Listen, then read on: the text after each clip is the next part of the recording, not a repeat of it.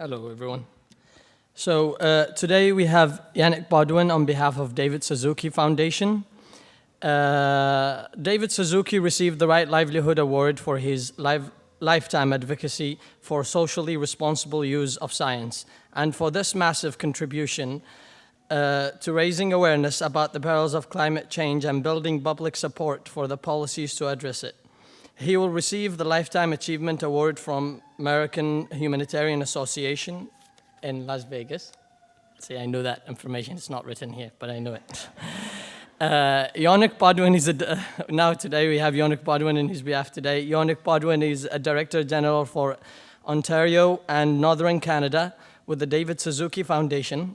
Until recently, he was the former Chief Scientist of Grid Arundel, a center cooperating with the United Nations Environment Programme and the United Nations Economic Commissions for Africa, located in Norway. He applies the science of change and participatory social processes to a variety of themes. Activities involved working with the government, local communities, industry, academia, and other actors to design societal system processes and approaches that increases human well-being while preserving and enhancing nature. Can you please have a applause of welcome to Mr. Yannick Beaudoin?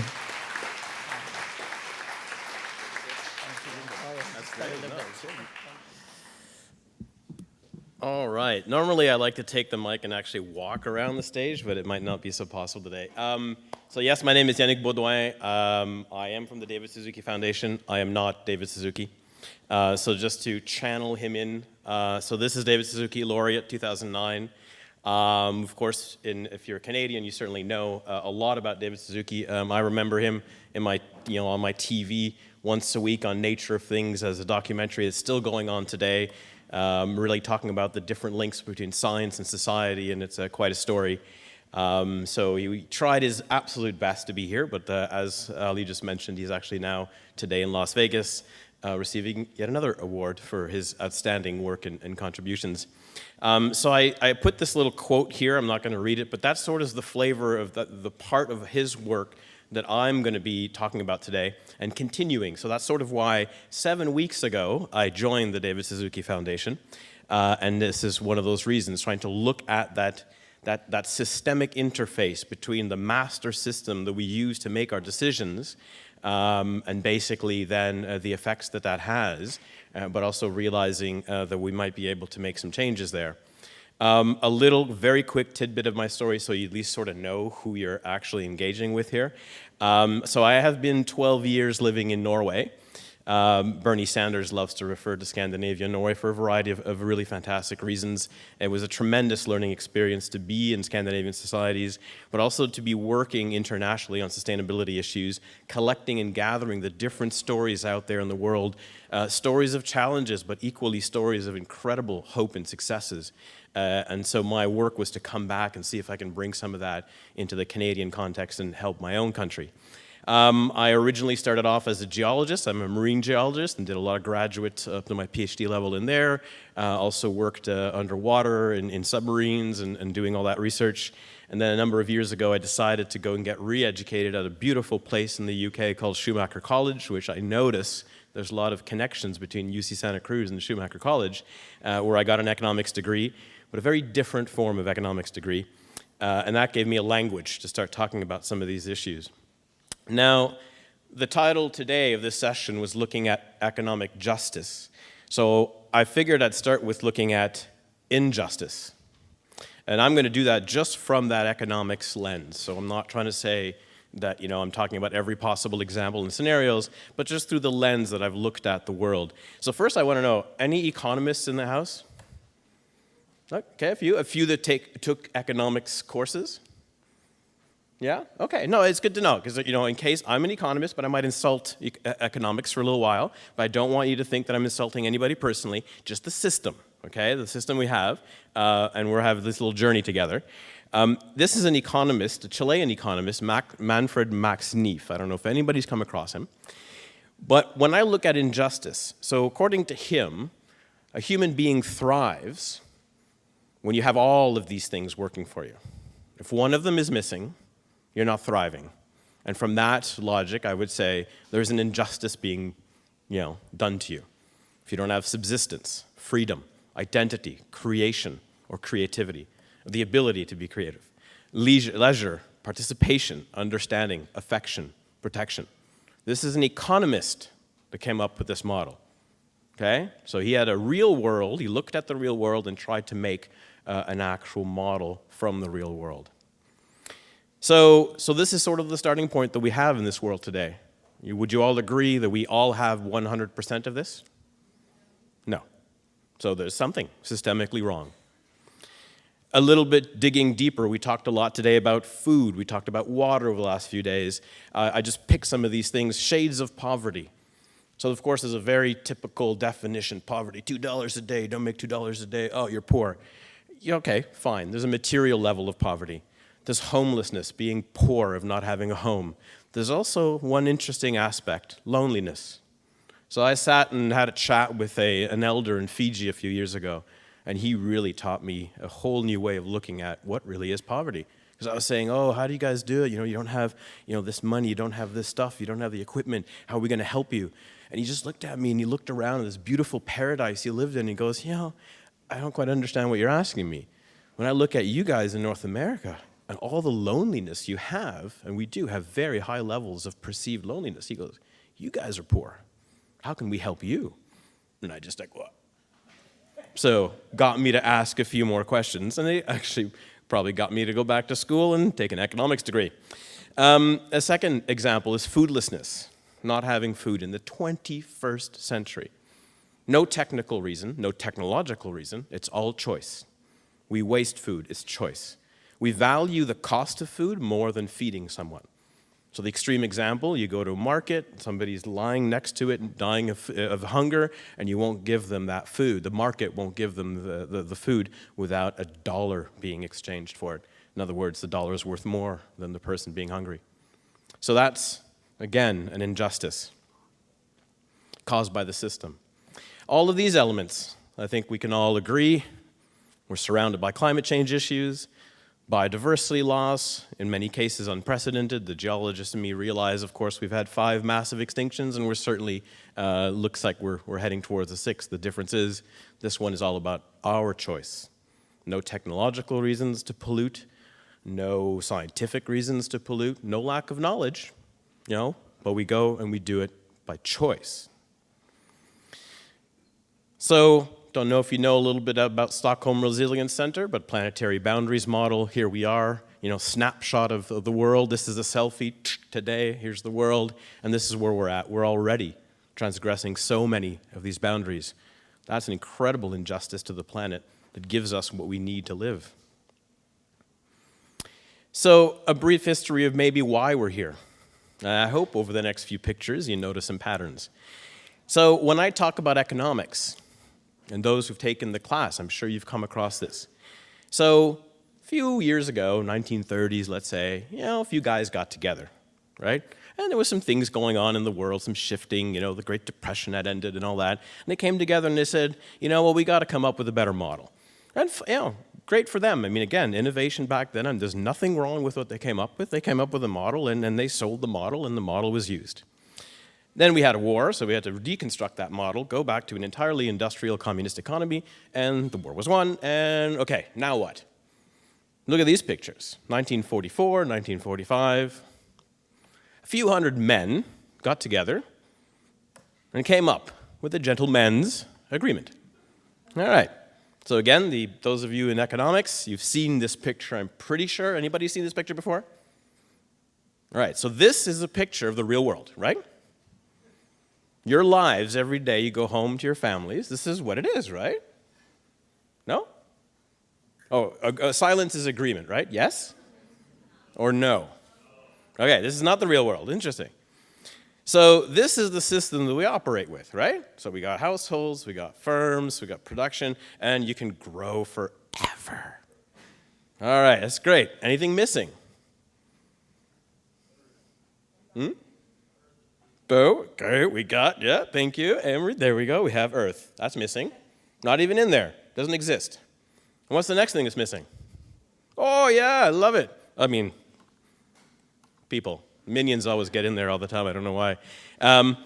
So we have an equation that's meant to basically explain the real world, but it doesn't have anything of the real world in it. Interesting. All right. Let's hold that thought for a while. And from that, we have to find the tools to make sure the system is working well. It's delivering what we need and what we want. So we created this thing called GDP, Gross Domestic Product. Everybody knows what that is? Yeah? Oh my God, I'm not going to make 2 minutes. I'll try to accelerate. But anyway, so Gross Domestic Product was created. And I just put that little contrast here. We have the light blue, which is GDP going up forever, and then progress is the dark blue. So I don't know about you. What do you want, progress or gross domestic product? I wanted to give you some thought exercises. What does our current system value most, according to you? A healthy child, I'm the first over there, or a sick child? Thank you. What does our system value most? The empty prison or a full prison? Thank you. A healthy forest or a clear cut? All right, so there's a pattern, right? So do you all agree that that's how we should be valuing things? Excellent. All right, we got consensus, no controversy whatsoever. The last one I put up there was about, again, the food. So we value food on the market. We value basically the food on the market more than we value the mouths fed. Is that something we want? No. All right, great. So I don't even have to answer these things. The challenge is, of course, over the years, we've gone from this basis, this original approach to say, okay, we have an economic science, and this is the model, and this is how it is. And we've lost that. When I interact with ministers around the world or with other community, even community leaders, the average population, I say, what's GDP and what's the history of it? No one knows.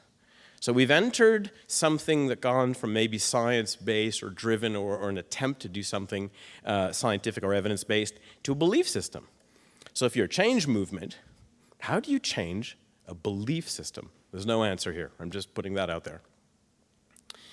So finishing off, in my view, and the work that I try to do, and certainly that David himself tries to push quite a bit in the Canadian conversation, now we all tend to like new things. So come on, let's start off. We'll have a new way. We want new. We don't like old. We want new. All right. We love innovation. Innovate the technology, innovate the science, innovate the environment, but never innovate the economics. Okay, what if we innovated the economics as well? Fair game? And this, to me, is the central picture. What is the purpose of the American economy today, according to anyone? Shout it out, the purpose. What do you feel it is? What do you feel the purpose is? Sorry? Okay, profit, absolutely. Growth, excellent. Profit and growth, they work together. So growth, that powerful word, right? Growth is good. Grow, keep growing forever. Growth will solve all your problems. Economic, conventional growth will solve all your problems. But is that a purpose? Do you want to live 80 years of your life on this planet, and your purpose is growth of the economy and gross domestic product? Growth, I like that. Gross, yeah. Or do you want to find some other purpose? And if you find a purpose, does that then influence the system you want to create to measure whether or not you're getting there or to monitor? So if you really focused on purpose, national purpose, global purpose, you might get to whatever we want to define. I have no answers for you, but whatever we want to define as a new economy. When people come up to me and say, oh, you can't change the system, that was channeling my Donald Trump. You can't change the system. You did it 4 times in the 20th century, just in America alone. Complete overhauls of the economic system. The entire model and approach was done 4 times. Maybe Reagan and Thatcher, you can add them as the 5th time in the 20th century. So no one can tell you can't change it. And then the other example is, oh, you can't change until you have the perfect exact replacement. Well, there wasn't something to, perfect exact replacement when the 4 guys I showed you in 1930, and using their abacuses, came up with an economic theory. There was a reality, they tried it out, they tweaked it, they made some adjustments as you go. So there's no excuse. And we have no lack of knowledge, and we certainly have no lack of technology. So I'll give you just a very visual. I showed you the first example of the households and the firm. That was an economic visual of Economics 101 today. Here's an alternative economics visual. This is pure economics right here. Completely backed up by big data, information technology. Kate Rayworth, highly suggest you give her a read, Donut Economics. So just a way of revisualizing what we're trying to do. Recognizing there's a planet in the model and it has physical limits. You don't have to be an environmentalist. The planet isn't growing. Actually, the geologist in me knows it's actually shrinking physically. Don't worry, billions of years. So we have those limits no matter what we feel. If we're Republican or Democrat, doesn't matter, limits. And then the social foundation. Well, we always have an impact. But if you saw what today, one of the graphs that Kate uses a lot is, for all the damage we've done, all the negative wealth we've generated, we still haven't even managed to fill up the social sides, those needs, those things that I said. You need 100% of all of that to be a thriving person, a thriving community, a thriving nation. So we're not even there with all that destruction. So here's an economics 2.0 maybe, huh? Then you could say, hey, progress. You can grow progress all you want. That's quality. My life is better. Keep growing it. Keep making the better grow. Keep making the well-being grow. Move away from this gross domestic problem thing. Old 20th century thinking. We don't need this anymore. We can do better. Information age, all the supercomputers in the world. Get 7 billion people to think about what an economic model should be, not just 700 men. And who knows where we might get. So is it possible? I just said, absolutely. Limitless possibilities if we really use everybody around to get going. Does it have to be a global standard? No. Canadians don't think like Americans. Ontarians don't think like New Yorkers. So it's okay to have different ways of looking at these systems and changing these labels to fit the context, the cultural context, any context. And why? Because it's 2018, man. Okay? It's time. We want to innovate all these things. Let's innovate this as well. So what kind of economics would you create? Would you create one that values the healthy children, number one? Would it value the empty prisons, value the standing forest, value the clean air, values the mouths fed? So thank you on behalf of David and Tara, who aren't here today, but they are definitely here in spirit.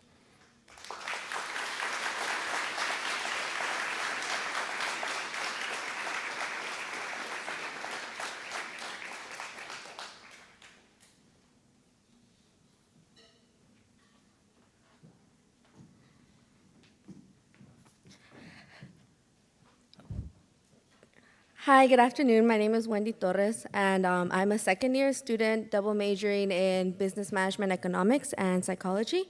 It's my pleasure to introduce Alice Tepper Marlin, Right Livelihood winner of 1990. In 1969, Alice Tepper Marlin founded the Council on Economics Priority, CEP, where she served as president and CEO for 33 years. In 1997, she and CEP established the Council on Economics Priority Accreditation Agency, which in 2001 was renamed to Social Accountability International, SAI. SAI is a global standard-setting organization dedicated to the ethical treatment of workers around the world and improving workplaces and communities. Its SA 8000 International Standard Certification is around the world. The certification allows consumers, buyers, and other companies to assess good practice and to assure humane workplaces. SA 8000 is based on United Nations and ILO Convention and Declaration. Please join me in welcoming Alice Tepper Marlin.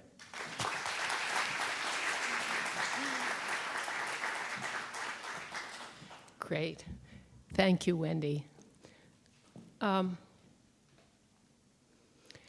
I got started on this path when I was in college, as most of you are, at a sophomore year course on how to break the cycle of poverty. And people were talking about integrating housing and integrating educational institutions, very important, but I was one of those 60s kids, and we were in a big hurry. We wanted change faster. So what interested me was how to break the cycle of poverty by getting jobs and capital to the communities that were in these cycles. So I switched my major to economics. And when I graduated, went around to new programs called MESBICs, which were to get capital into minority communities.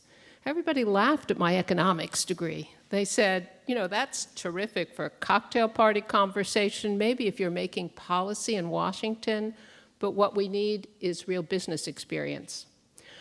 So I got a job on Wall Street, got a big help from an uncle who was a mentor and became a securities analyst.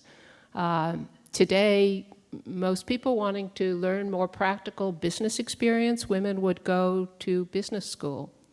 But at the time, almost every MBA program didn't admit women.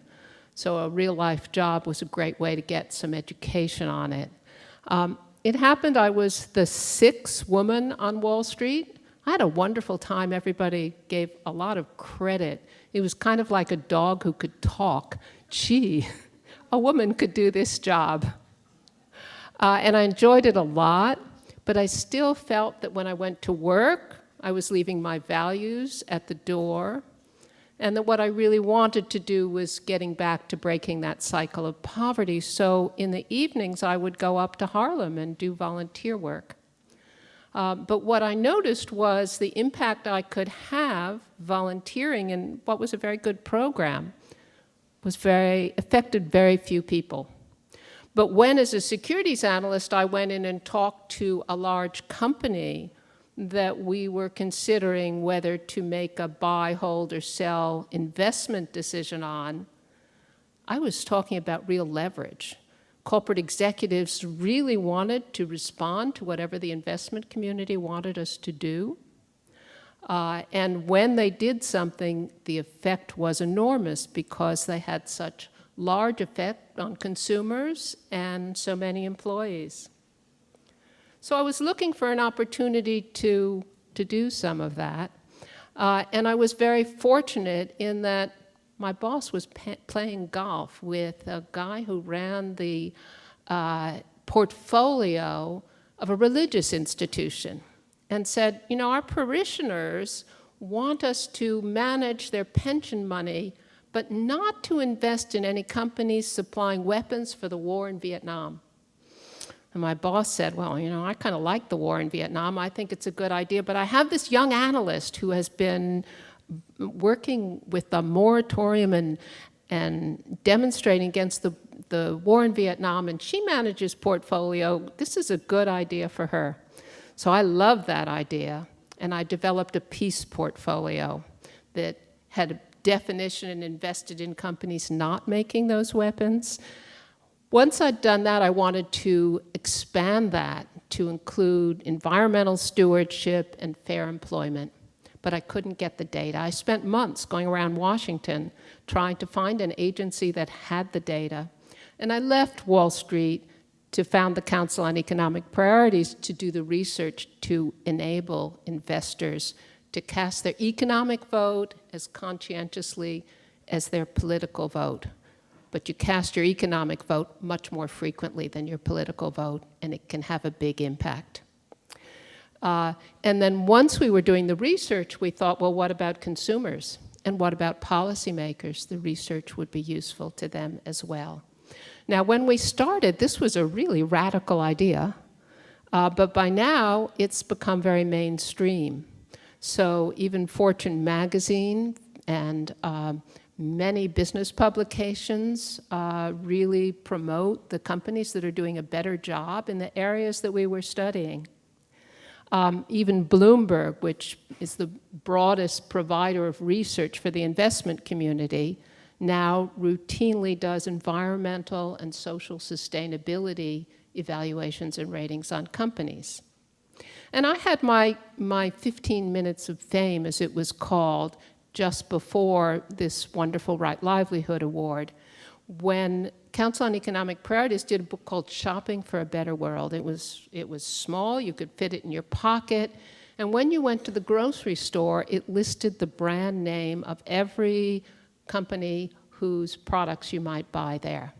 And next to it, it rated whether the company was a leader or a laggard in environmental stewardship, humane treatment of animals, economic justice, promotion of women. It sold 1 million copies, got a huge amount of publicity, and it led to some real change. And the real change was that if you cast your political vote, you have to get half of the votes to win. But if only enough consumers want to reach for this can of peas instead of that can of peas, this brand of toothpaste instead of that one, because they've moved beyond looking only at price and quality and also care about the effect on people and the environment of how those products were made, then even if a company thinks that only 0.5% of their consumer sales will be affected, that's a powerful motivator for a company to change. And we think that the impact of consumers voting will grow a lot because millenniums are caring about these issues a lot more. They're a lot more likely to pick where they want to work, where they want to invest, and what they want to buy, and to talk about it than previous generations. So that's pretty hopeful. Now, we were feeling very good about our impact and the ability to do the research at the time I got this award. We were looking at the United States. We were looking at data that was available in the United States. We were looking at US cultural norms and benchmarks and regulations and society's expectations. But all of a sudden, globalization began. Increasingly, things were grown or made, not here in the United States, but all across the globe in poor countries. And we had no idea, no way of knowing how the most affected communities were being affected, the workers and the communities.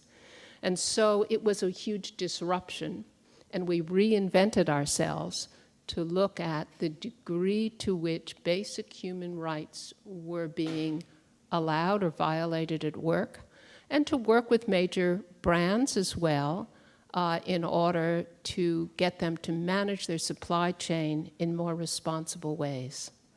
Now, it was originally the internet that made this change, and CNN, so that things happening halfway across the world were suddenly available in our living rooms, and we could find out about it. You could see the campaigns.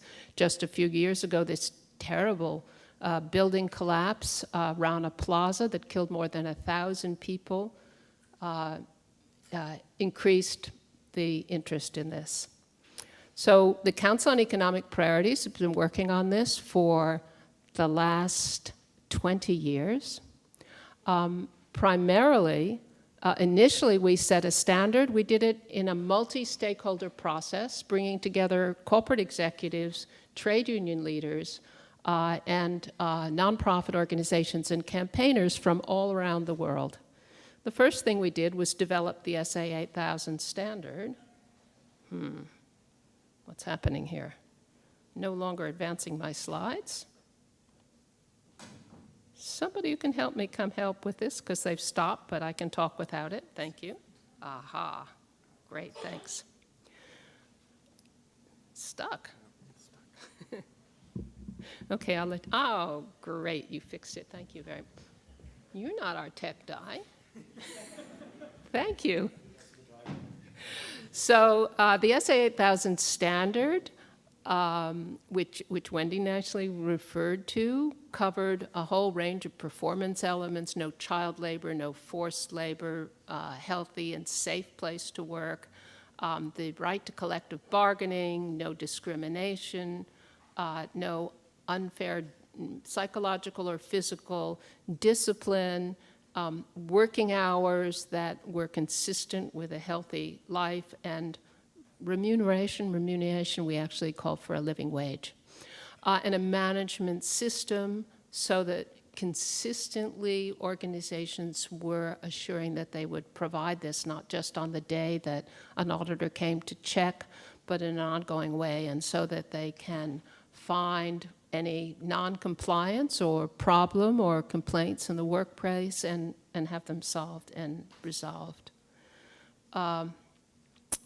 we think it's extremely important to always be making the business case, and the business case has been there. Workplaces that are providing decent work experience fewer accidents and injuries. Companies find that labor laws are obeyed, so they don't tend to get into trouble with regulatory authorities, and that helps assure a decent place to work. The change that we find that's biggest is worker retention. People stay for longer. People staying at their jobs for longer result in productivity and quality changes because they can be improving their skills and aren't just beginning. And compensation has gone up, and the management systems are effective. That for the brands that have better conditions in their supply chains or their own factories, if they have them, increases the value in finding the values in the brand so that the value of the brand is greater. The stock market value of major companies is very largely determined by reputation, not only by the value of their assets and their income. These are companies that we work with on a global level to help them improve their supply chain management. And that means two things. One, that means, first of all, finding out who's actually producing your stuff, which surprisingly is not as easy as you might think. Guess I hit the wrong thing here. I need help again. While I talk? If you can figure it out while I talk, that would be great, so I can keep to my time frame. Thank you very much. So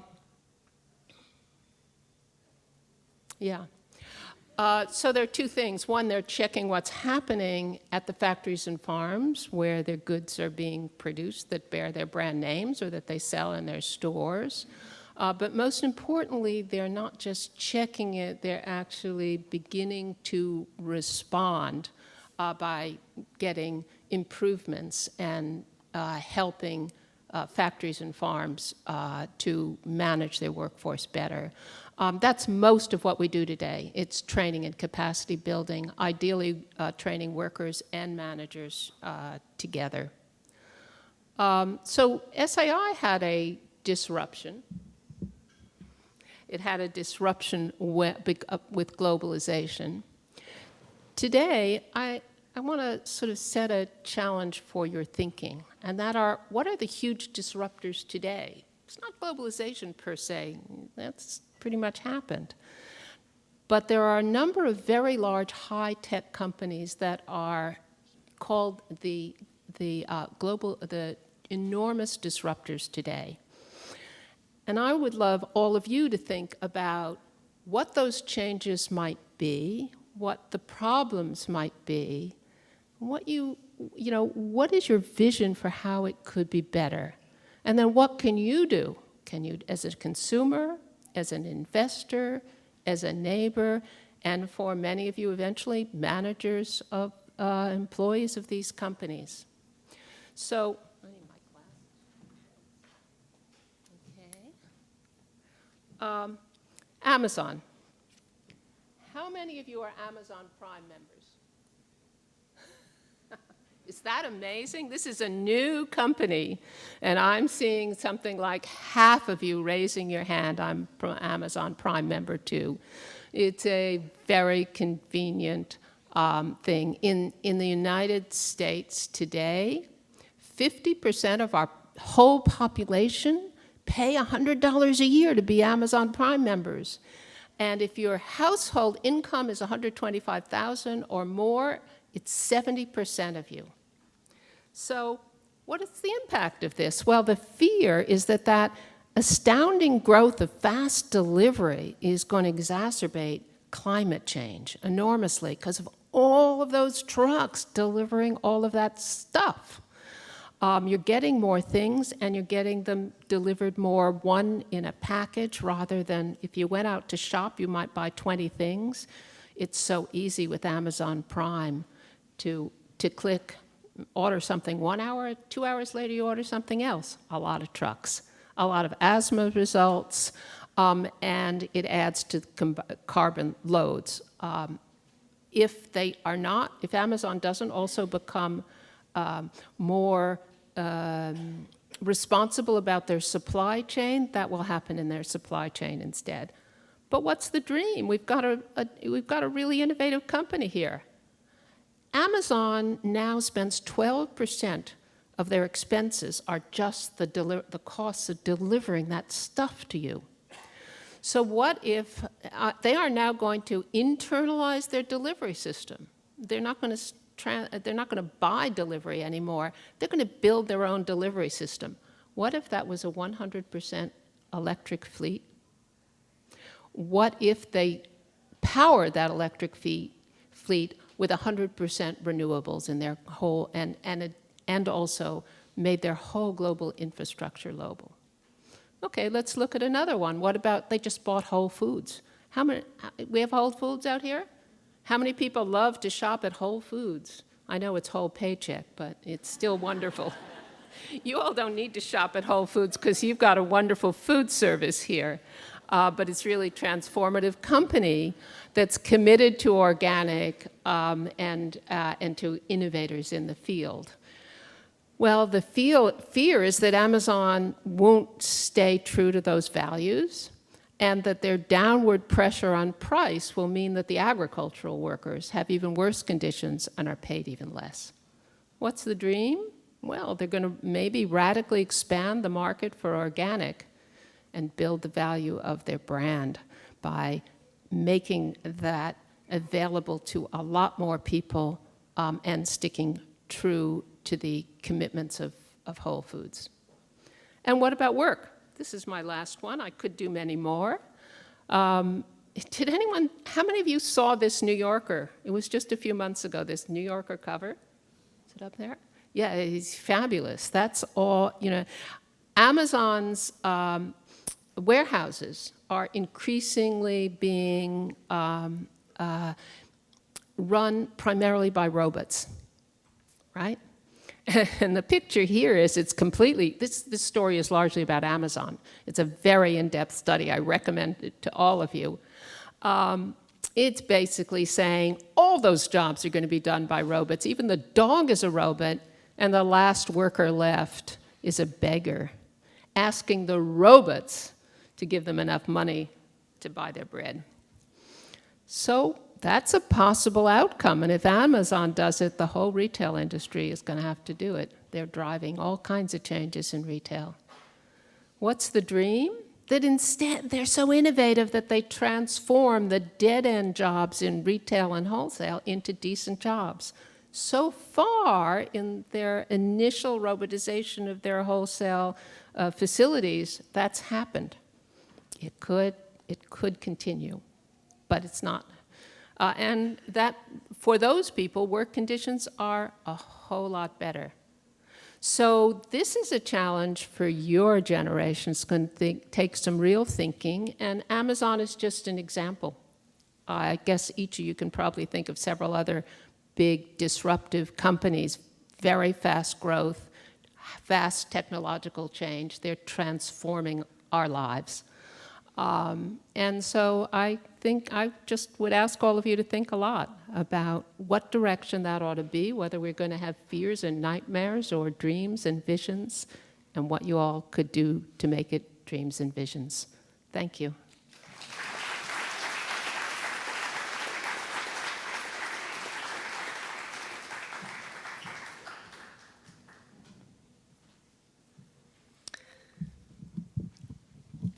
Hello, everyone. Good afternoon. My name is Holly. I'm a second year and a feminist studies major. I'm happy to introduce Tony Clarke, Right Livelihood Award winner of 2005. Dr. Clarke earned his doctorate in social ethics at the University of Chicago in 1974, and inspired by Paul Ferrier's work, returned to Canada to work on the social justice programs of the Canadian Conference of Catholic Bishops, to work on a range of national and international social justice issues. In 1987, he chaired the Action Canada Network. the largest coalition of civil society organizations and labor unions ever assembled in Canada to mobilize opposition to the free trade agenda.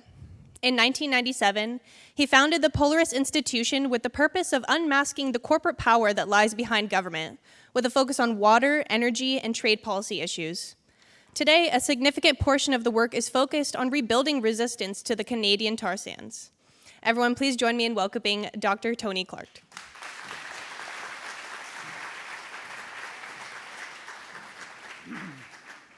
Thank you. Oops.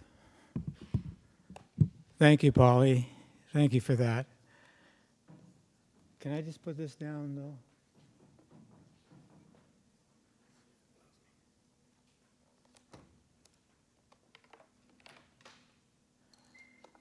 Well, what a great crowd here we've got here. Is everybody still with it?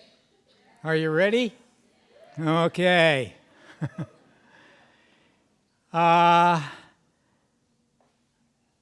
Polly was just referring to my experience at the University of Chicago, and there we learned to think to think in a certain way.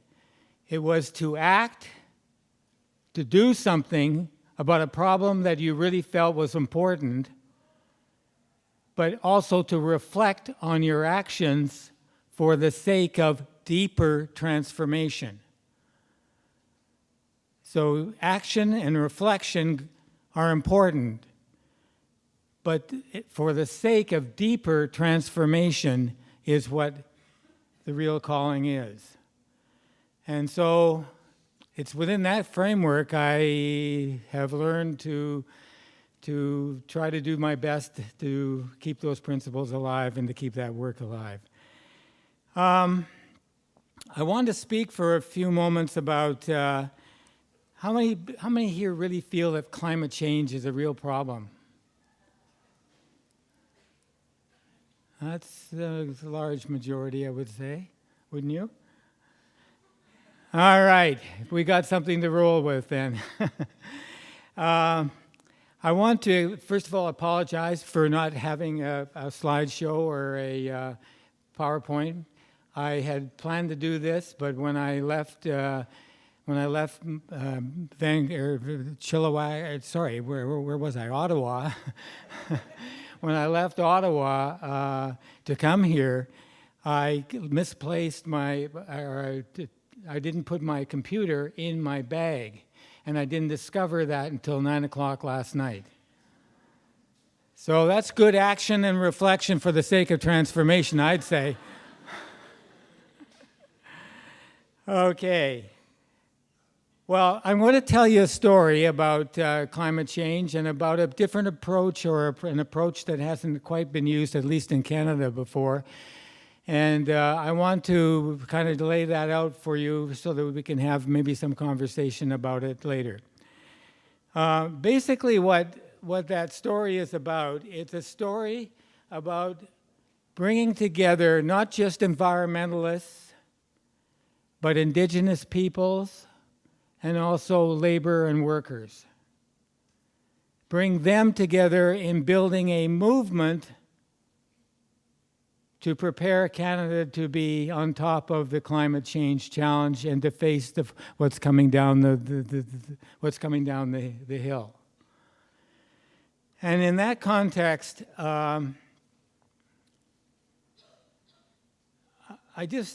there's a story of how action takes place. And in the process of that action, that dynamic we talked about a few moments ago from Paulo Freire, that you act on something that's important in terms of bringing change to society, and you reflect on your actions for the sake of transformation. That's an ongoing process. And I want to talk about the Green Economy Network in that context, if I could. First of all, I want to talk about the challenge. If you take climate change seriously, then you have to develop and implement a plan of action to reduce greenhouse gas emissions, because we all know that greenhouse gas emissions are the prime cause of climate change taking place today. We know there are many greenhouse gases. The one that's being concentrated on a lot is carbon dioxide, but there is a lot more than that. Not the least of which is methane, which is 85% more potent than carbon dioxide is. But in talking about the challenge here, we need to think about what everybody is, the more progressive scientists have been saying, that by 2050, we have to reach zero, or net zero, I should say, in terms of greenhouse gas emissions. So the question is, how do you organize to do that? How do you try to make that happen? Do you really depend upon governments to be on top of everything? No. They should be, but they're not. Do we really believe that this is something that the private sector can take on?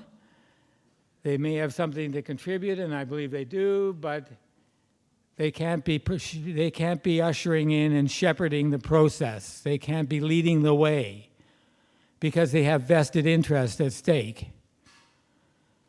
So therefore, we have to rethink what is the process that's really appropriate for bringing about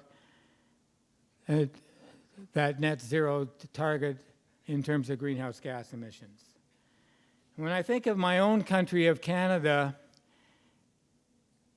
Canada has a kind of proud environmental tradition, but it has been also one of the more disruptive countries when it comes to its mining heritage and its heritage with oil and gas, and particularly with bitumen in the tar sands. It's a whole different story when you look at the picture much up front and much more clearly. As a country, we have reached the big time in the sense that we are ranked 4th in the world in terms of greenhouse gas emissions and as a contributor to climate change. We did this by from 2000 onwards, from that period onwards, we were well over the 700 mark in terms of metric tons, 700 metric tons of greenhouse gas emissions on a yearly basis. Today we are, the highest it ever reached was 754 metric tons. And now we're hovering around probably a little less than that, around 705 or 6 metric tons. But they haven't counted in the resurgence of government support for the fossil fuel industry, which has meant that we're way up over the 800 mark right now, probably in terms of real greenhouse gas emissions and the challenge in front of us. So we, as a country, have a huge challenge. And when you look at how that's broken down, it's broken down in terms of 3 major sectors of the economy. Energy, or oil and gas principally, natural gas and oil, and particularly the tar sands. The second is transportation. Transportation in the sense of the carbon that's emitted from trucks and from cars using fossil fuels. And the third is from buildings that are leaking all the time, and they call this the fugitive leaking of gases into the atmosphere that can contribute to an ongoing process of greenhouse gas emissions and climate change. If we'd had the chart here today, I would be showing this in terms of a pie chart and the way in which this is broken down in terms of the causes. But these are the 3 major causes, and they are 3 major causes that at the least are responsible for 62% of the greenhouse gas emissions in Canada. But it's also, if you add a few other elements that are debatable as to whether they're a part of the oil and gas or part of the transportation, you see that 62% become 81%. So we're getting very close to 100% of the causes of greenhouse gas emissions and everything else coming from these three sectors of the economy. So if that's your target, that's what you've got to change. That's where the change comes in terms of these three sectors of the economy. Now, secondly, I want to talk about the program that we have built and put together. And we put together this program with a steering committee of people representing all of those different groupings I mentioned earlier. Environmentalists, yes. People from the from labor unions, and people from indigenous peoples organizations. And we have put that alliance together, and these are the people that are trying to figure out what are going to be the next steps in the process of trying to bring us into a different world reality in terms of reductions of greenhouse gas emissions. The three main sectors of the economy I mentioned before are energy, transportation, and construction, or the construction industry, or buildings. And these three sectors are the targets that we have been focusing in on. We have also developed strategies to tackle these three sectors of the economy. And we're trying to, at the same time, talk about the transition and transformation that needs to take place. So for example, I saw it. So for example, when it comes to energy, we can no longer continue to be wedded to and to be supportive of and say this is the way we have to go in terms of fossil fuels. Canada is a fossil fuel producer of a large order. It is a fossil fuel producer that produces natural gas, that produces coal, that produces oil, conventional oil and gas, and natural gas. All of these are fossil fuels that contribute to the warming of the planet and to those 700 plus megatons of greenhouse gas emissions that are a part of Canada's annual contribution to the global picture. We are also responsible for the fact that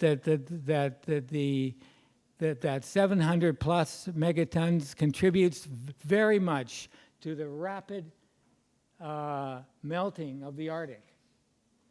And with the rapid melting of the Arctic, we are setting in motion a polar dynamic that contributes to a faster, greater and greater, with greater velocity, the concentration, or the reduction of, climate change and that process. Okay, so we come to then the point then, what kind of program do we need to have? We need to have an energy shift. We need to have a transportation shift in the economy, and we need to have a buildings and construction shift.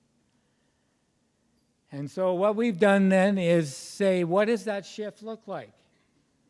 Well, in the case, very briefly, the shift for energy is to, as I say, move away from fossil fuels, dismantle and decommission some of the operations that produce fossil fuels, and move towards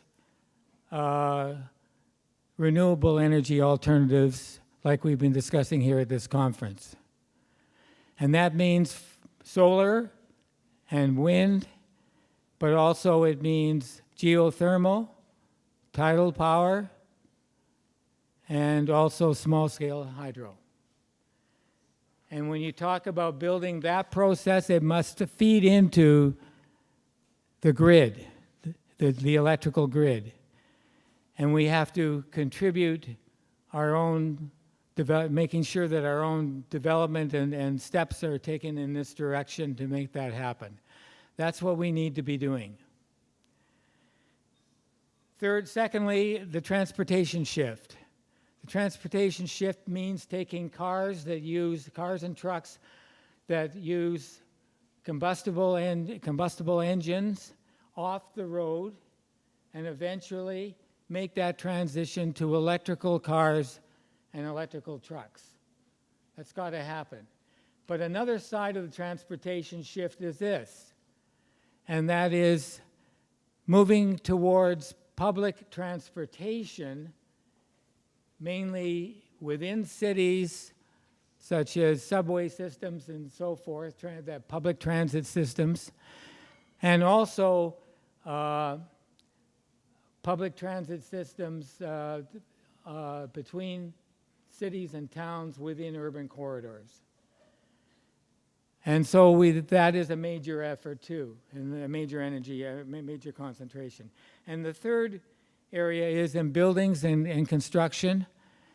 And that's because we have such a leakage of greenhouse gas emissions, because our buildings are not well put together in terms of the walls and the ceilings and a number of other factors that need to be taken into consideration. So there needs to be a major building retrofit program put in place at a national level and with follow-up at the provincial level in Canada or state level here in the U.S. This is the framework. These three pillars then become the framework. But these three pillars are also subdivided by several other pillars, and I'll just briefly mention them.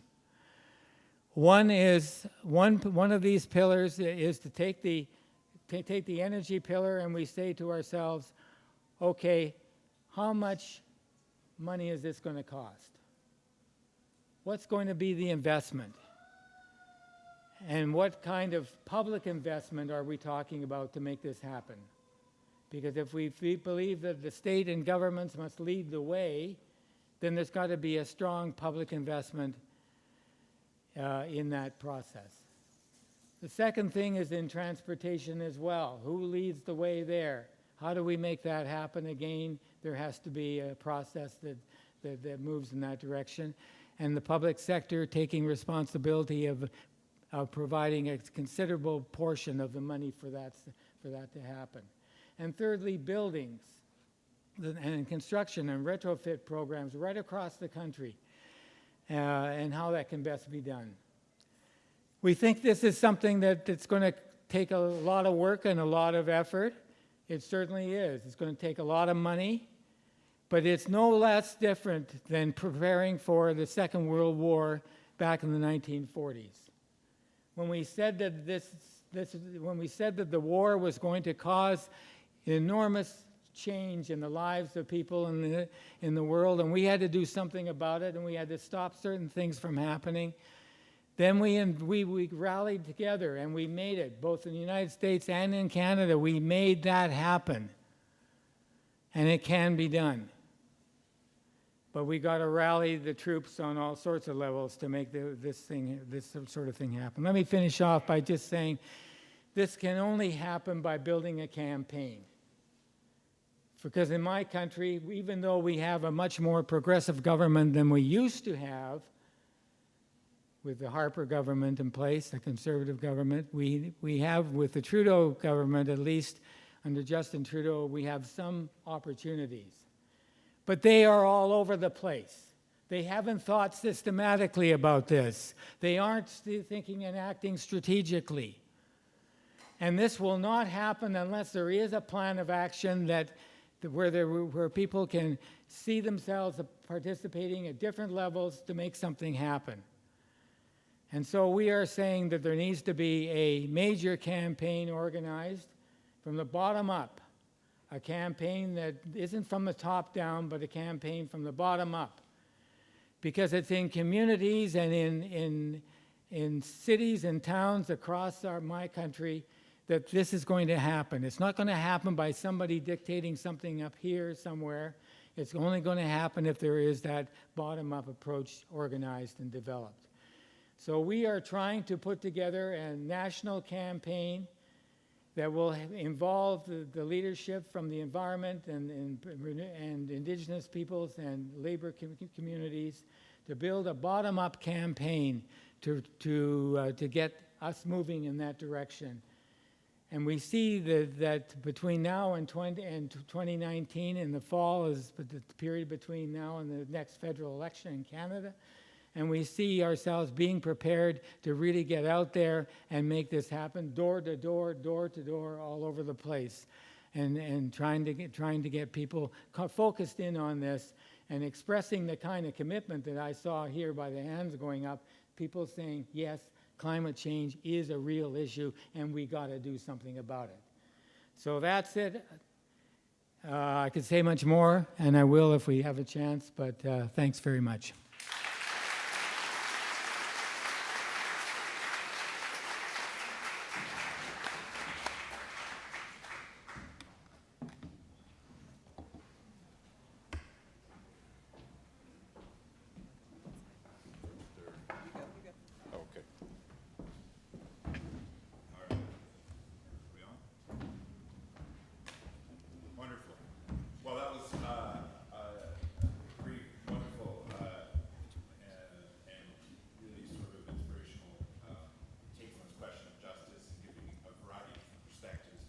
dimensions of it, economic, social, environmental, so thank you very much for those. I think now we're going to each just offer one quick question, maybe to the panelists to stimulate some discussion, and then we'll make sure that we leave open some time for the question and answer session to allow everyone to step up and sort of join the conversation. So, oh, by the way, sorry, my name is David Gordon. So I probably, in the name of good manners, should introduce myself. I'm a professor here in the Department of Politics, and shout out to 160 for coming in today. There we go. It's okay, you didn't forget anything. That was a way better response than I thought I would get for that. Cool. Remember that when it's teaching evals time. So the question that came to my mind, and one that kind of I wanted to pose to each of the three sort of laureates and panelists who are here today is, it was an interesting sort of transition from the three presentations, from a very macro, high-level view, much more down to the ground in terms of particular initiatives. Yannick, you mentioned in your sort of opening presentation, sort of imagining the world, you know, what's possible. You sort of framed it as such. And obviously, the idea being that anything is possible. But as we worked through this, started to get to the question of plausibility, because of course, here lies in the tension. And so I just wanted to know from each of your own sort of experience, working as activists, engaging various communities, how do you manage that tension? How do you understand, or what do you think of as the barriers? Because obviously what's possible, it runs into the constraints of all sorts of elements of resistance. And I think a variety of those came up during your talks. But I'm wondering about, how do you think of those? What are the most important barriers to change? And how do you think about trying to get past them, whether they be vested interests, governments, private sector, so on and so forth? So I kind of open that up, and also I want to stop talking now so you can talk. You want to start? Wow, so world domination is definitely my plan. Yes. No, I think what's interesting is for me, you have to all see these different ways together in parallel. You can't just go after one thing, and my passion is always at the macro systems level, but that doesn't dismiss anyone else's passion. They have to all kind of come into play. We live in an era of disruption, and disruption I mean I'm using it in a neutral way, so positive and negative disruption, but we really live in an era of disruption, which means the actual current system, if you're calling it the economic system, is very fragile. Everyone makes you believe it's solid and resilient and nothing can, it is very fragile. And my impression is, 2008 was a very interesting point to start to reflect the fragility and how many band-aids it took to save that thing, right? And that's not even the big part of the system. And so when you start to notice the fragility, then you start to notice where even certain tiny actions can actually percolate across the system. Examples of that can be move your money. Move your money movement. I don't know if 30% of the American population took their money out of speculative banks and put it into credit unions or alternative ethical banking, which doesn't invest in markets to make more money, that would be a big disruption to the system. So I think it's trying to locate and see from that big level where then are those pressure points that you can start doing. So, again, we don't have the lack of science. We don't have the lack of knowledge. We know climate change is happening. We know, we have the technology not to make climate change happen. And so all these things are choices. So I think it's just noticing, again, that we are in an era of disruption. The system is actually quite fragile. And look how many people in political leadership panic all the time. That's how, again, a representation that we might be in that right place to start nudging things along. Okay, I could look at, the world is full of, there are always obstacles and challenges. Can't be discouraged, that's why we do what we do.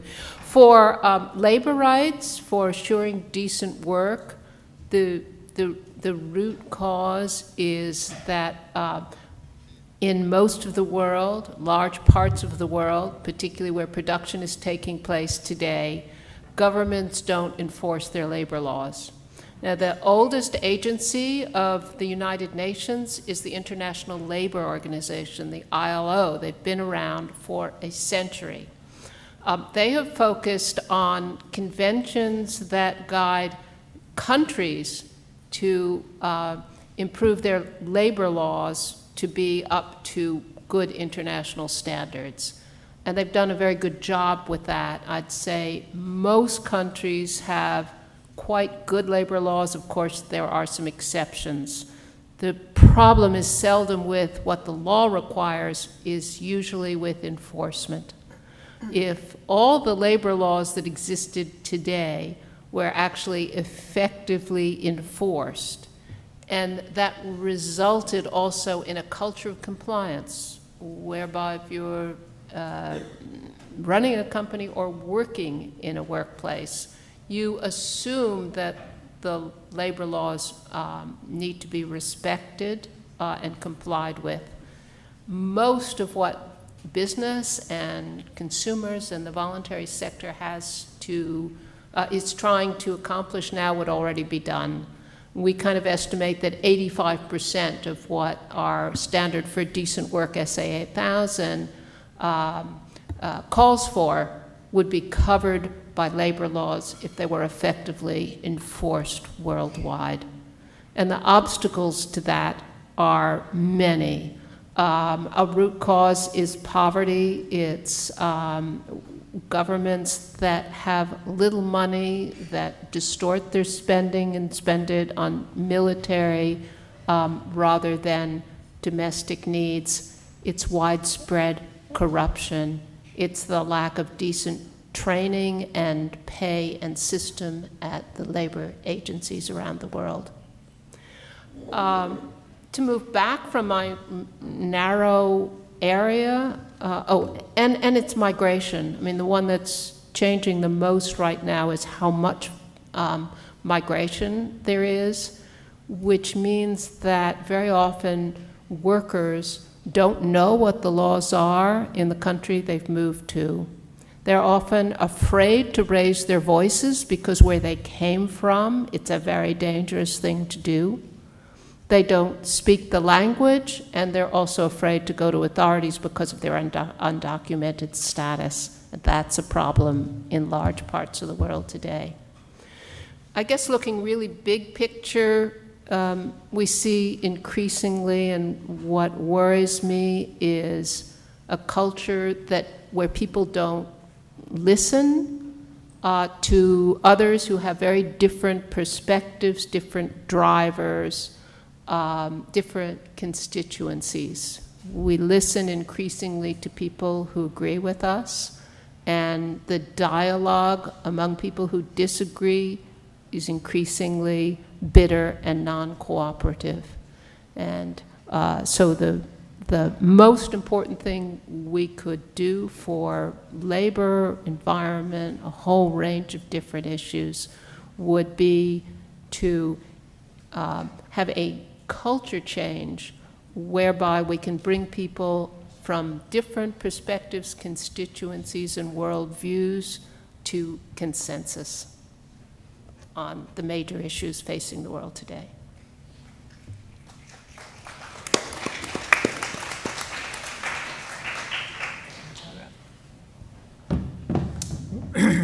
When I think of the challenges that we face today in terms of the work that I'm doing, it's trying to get people into a space where we can talk about and develop some vision about where we want to go. So many people are caught up in the constant wheel turning of the system, that they lose touch with who they are and where they want to go in life. What are the values? What are the priorities? And how do we really kind of rethink that and reevaluate where we're at? So that Yannick's earlier presentation relates to that, I think. And let me give you an example of what I mean by that.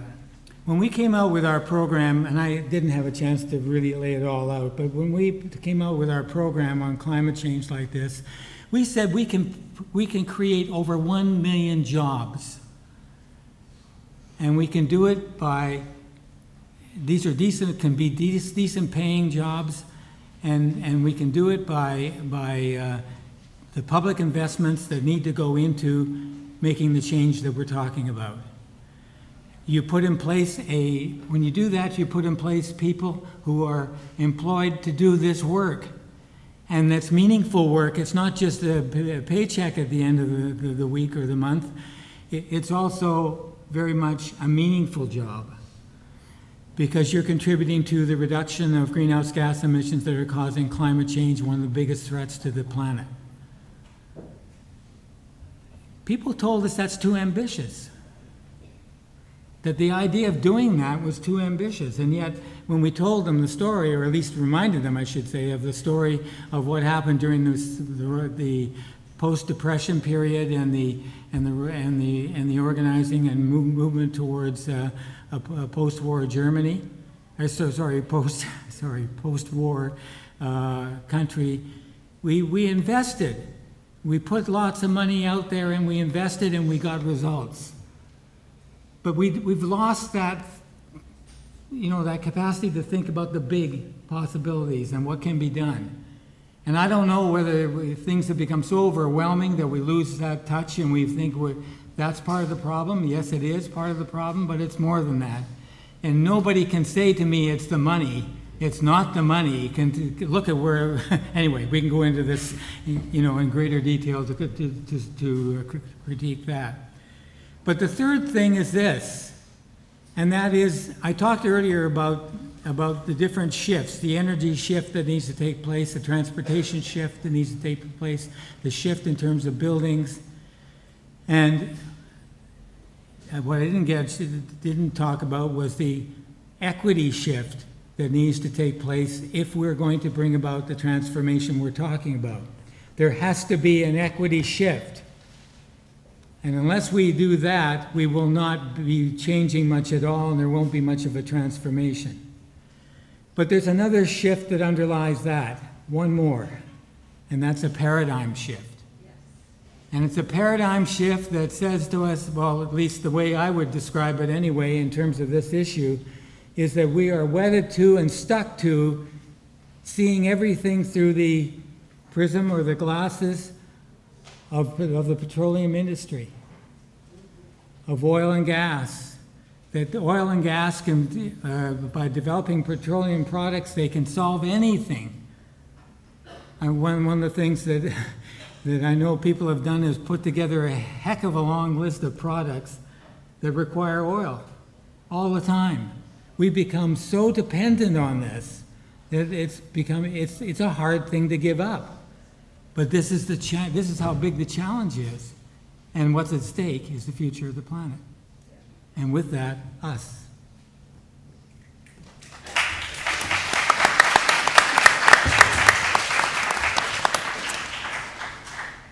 So we definitely want to be sure there's enough time for questions, but I'm just going to make a very quick commentary. I'm Professor Sylvanna Falcon. Shout out to LALS 5. We're in competition. So thank you so much for these generative conversations and generative remarks that you made for us. And there was different pieces of your talks that stuck with me and sort of struck me as things that I'm sort of still pondering. And Yannick, one of the things that you shared with us was a story with the Fijian elder and how he taught you about the meaning of poverty, right? And that it isn't material, it's there's other levels of forms of poverty, loneliness. And I'm thinking about how that notion or that sort of framing of poverty also carried to us not caring enough for Mother Earth, right? Or us not listening or taking seriously the hard work of actually peace activists and peace advocates. And so I wondered, in the work that you do, what message you would have to policymakers or to communities about the urgency and the need to listen to, whether it's the Fijian elder, whether it's First Nations or Indigenous peoples or peace activists, about the vision, and I'm thinking about what you just said in terms of vision, about the vision that we need to build together. Thank you. And I think what's interesting, what you just hit on, is all the different ways of knowing. And I think when you look at our Western thinking, we're taught very early to discredit our emotions, discredit our intuition, and only think with rational mind. What a lot of other cultures in the world have been able to show much longer than the Western culture is that you can open up the different ways of knowing, bring that into a framework, and actually use that in decision-making, leadership, stewardship. So when you look at new forms of organization, new forms of doing economics, the qualities are the things we always say. When I ever ask the question, what do you want to grow? The answers are always well-being, happiness, my children's future, health. All those things are qualities. And yet we've obsessively created a system that's only obsessed with quantities. So opening up to and that was the conversation with the elder in Fiji with me. I'm also of the First Nations, I'm Métis, my father is First Nations in Canada. And there's a whole element of traditional ecological knowledge, not to romanticize it, please don't get me wrong, it's not about everything's perfect, but there's additional knowledge out there that we just don't tap into very well. If we did, diversity, all forms of diversity. I showed you, the Bretton Woods conference and the 1945 conference. It was all men of one particular background. And again, bless them. I'm sure their heart was in the right place, but how do you get a good system, or not? Sorry. But how do you get to a good system that reflects the real world if you don't have that diversity, if you don't have, women representing, democracy even more than they do, different indigenous backgrounds, ethnic all that is diversity. That's where we get to really exercising the potential and the creativity that we might get to. Yes, thank you. Tony or Ali, I don't know if you want to chime in. If you would like to. Yeah, I would like to. One of the things that comes up in all of this stuff too, when you talk about when I deal or have to deal with the petroleum industry and the dismantling and decommissioning of various things, what strategies would be implied and so forth, is that suddenly there's a hue and cry about what kind of transition are we talking about, and who's going to get disrupted by the transition, and what do we do about making this a just transition, because there are people that end up being exploited through the process. So we have done a fair amount of work on this. What we have been doing is saying to ourselves and to others, we got to listen to the people who are saying that. Now, just because an oil worker in the tar sands may earn $100,000, $250,000 a year, are we blaming that person for having, say, I want to be able to continue at that level? Well, no, I'm sorry, to continue at that level is not to be equitable with the rest of society, so we're going to have a rebalancing here. But we have to have a rebalancing in a way of, you have to think also about what do you gain from not getting a high salary. or as high as you had before. What you gain is you don't have to travel many, many miles by plane from Newfoundland, for example, to work in the tar sands for 2 weeks and go back again for a week and then come out again for a week and then go back, or 2 weeks and come back. I mean, this is the wear and tear that goes in with that kind of life. And who wants that kind of life? Is family and is community important? And if it is important, then you're not going to get it that way, you know? And so these are the kinds of things we've been trying to develop. What are the other values that people need to take into consideration and to be a part of this? So the other thing is that we talk about, when we talk about a just transition and a sustainable transition, we also say what's wrong. If we identify what's wrong, then we can build into the process of the transition that takes place some kind of agreement that and standards that have to be met. And so we've begun to open this up a bit in 3 ways, if I can just say them really quickly. One way is with Indigenous peoples. It was their land that we took over. The colonial model is alive still. Is that good? Yes.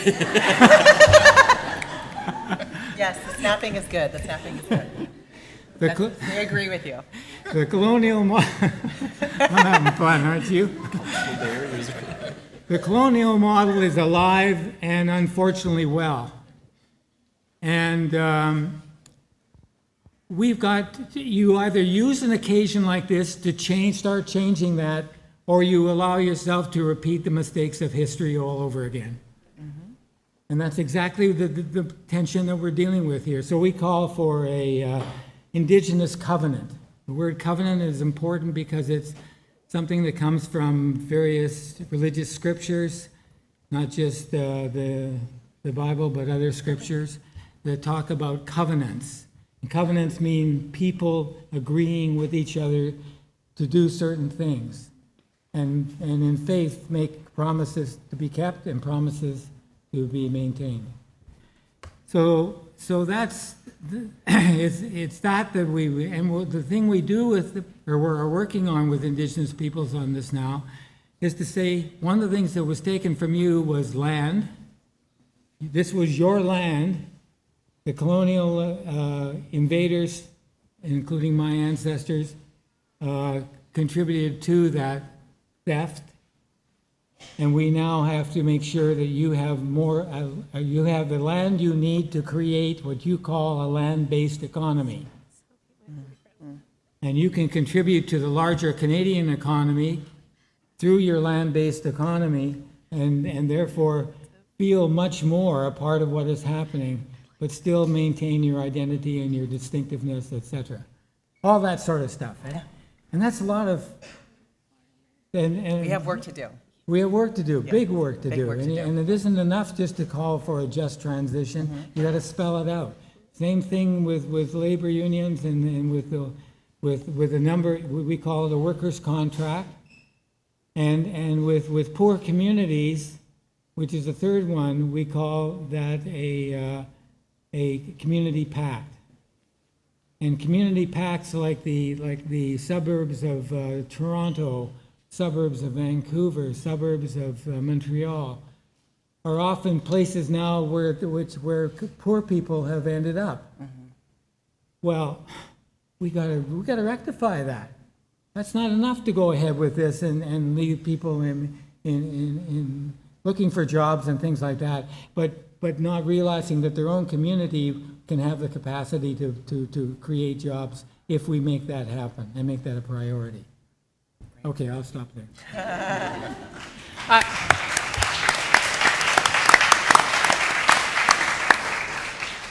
I think we've had 2 very good and substantive responses, and it's time to turn it over to the audience for their questions. Thank you. Anyone have questions that they would like to ask our panel? Please raise your hand. Hi, thank you. So one of my questions is, what are your guys' thoughts on anarcho-primitivism and that switch from like no economy at all to like from an economy, a capitalist society, to no economy at all, and also what your thoughts are on environmental terrorism, like Earth First.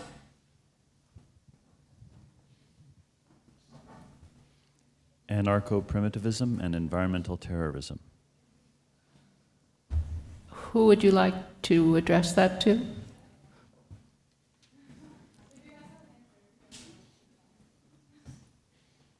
I can have one Want piece. to take it? On the no economy part, what you just did is economy.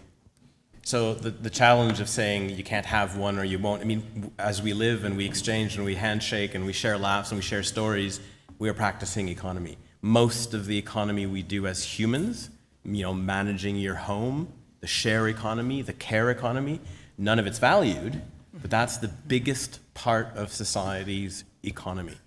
So I guess it'd be very difficult for me to say, you know, I think what was the label you used? Anarchical? Okay, perfect. I've learned something today. That's great. Yeah, I think the absence of something which is basically ingrained in us is probably just not feasible. We've always done economy. The challenge is when we started to scientifize it into something called, you know, an economics, and we created equations and models. Those are all choices we made. Those are the things that I feel strongly that are, you know, they're outdated, it's old thinking, let's get on with it, let's innovate. But we've just exchanged economy right now. I'm not familiar enough with the other part of your question, so won't feel that one. Maybe.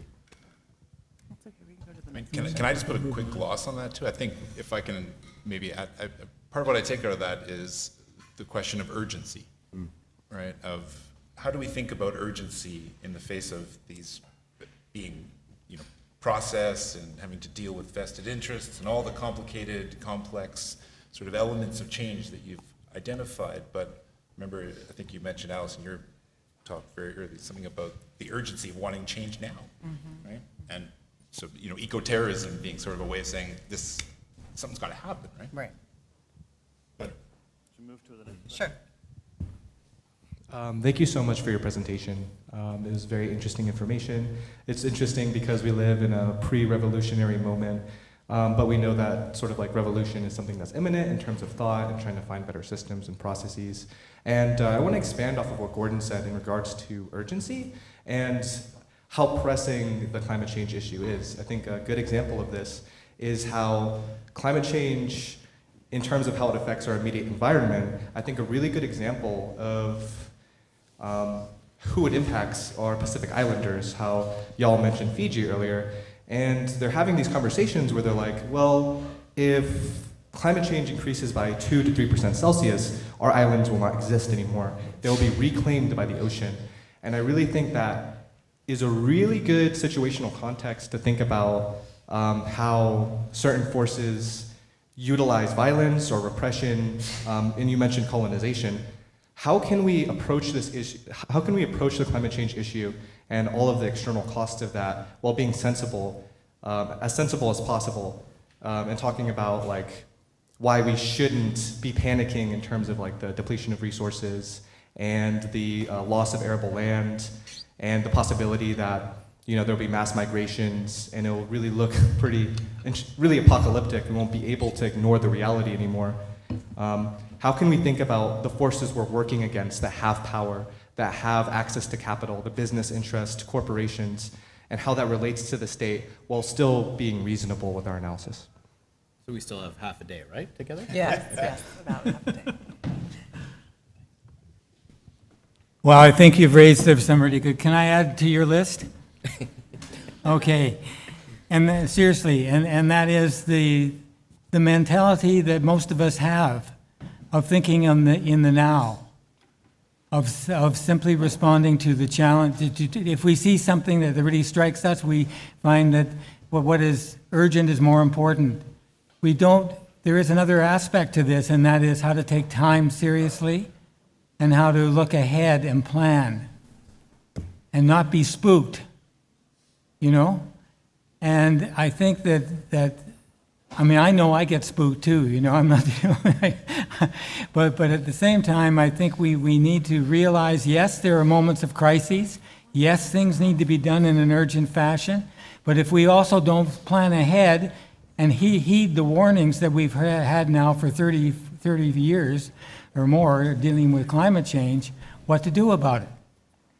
So I think that there's a number of changes in mindset and approach that we all have to consider before we're going to be able to really come to grips with this and handle it in a way that we're going to be able to tackle it and bring it to the ground. Yeah. I think you've heard from a number of the laureates, from what Amory was telling us before, from various things we've discussed, that there are a lot of peaceful ways to bring about change, and the urgency can usefully be deployed by saying, I want to spend my time on Earth making this a better place. I don't support terrorism for, back to the question which we've all been avoiding about eco-terrorism. I don't support terrorism even for very good causes, except, I suppose in World War II, if you were in the resistance in France or Germany, terrorism might have been, we call it resistance. It's a kind of terrorism that might be justified. But the power that you all have in various ways to make a change, if you dedicate your lives to do it, is pretty good. And those of us you're hearing from today, and all of you in the audience, we have a special privilege. And the privilege is we can speak out and we can demonstrate without danger of being killed for it. The year that I was made a laureate, and I've heard the same story from some other laureates from other years, between the time the person was selected for the award and the time the awards were presented in Stockholm, one of the 4 or 5 of us receiving the award that year was killed for doing the kinds of things that we take for granted are right for us to do here. So we live in a very privileged part of this world for a lot of reasons. And with that privilege comes a responsibility to make a really significant effort with your own lives to bring about, to be the change that you want to see. And if you can be the change that you want to see, the world may get to your vision